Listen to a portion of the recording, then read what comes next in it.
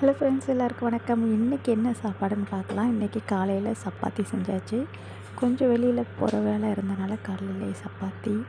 அதுக்கு பார்த்திங்கன்னா வெங்காயம் தக்காளி போட்டு வதக்கி இந்த தொட்டுக்க பார்த்திங்கன்னா இந்த தொட்டுக்க 2 நாள் ஆனாலுமே வீணாக போகாது. ட்ராவலிங் டைமில் சூப்பராக இருக்கும். அதுக்கப்புறம் கொஞ்சமாக பாயாசம், ஜவ்வரிசி சேமியா போட்ட பாயாசம். அதுக்கப்புறம் பார்த்திங்கன்னா இன்றைக்கி வெள்ளிக்கிழமை அப்படிங்கிறனால பாயாசம் வச்சேன். சரி, பசங்க விரும்பி சாப்பிடுவாங்கன்னு. அதுக்கப்புறம் கத்திரிக்காய் போட்டு புளிக்குழம்பு. பொதுவாக சாம்பார் சாப்பிட்டு அழுத்து போனனால சரி இன்றைக்கி புளிக்குழம்பு வச்சுப்போம் அப்படின்னு. புளிக்குழம்புக்கு முட்டைக்கோஸ் பொரியல் ரொம்பவே சூப்பராக இருக்கும். அதில் கொஞ்சமாக கேரட் சேர்த்து செய்கிறப்போ இன்னும் நல்லாயிருக்கும். கண்டிப்பாக ட்ரை பண்ணி பாருங்கள். அப்புறம் சுண்டல், இது பச்சை பயிறு சுண்டல். இது காலையில் ஸ்கூலுக்கு கொடுக்குறதுக்கு பார்த்திங்கன்னா ஸ்நாக்ஸாக கொடுக்கணும். ஸோ அதனால் இதை செஞ்சாச்சு.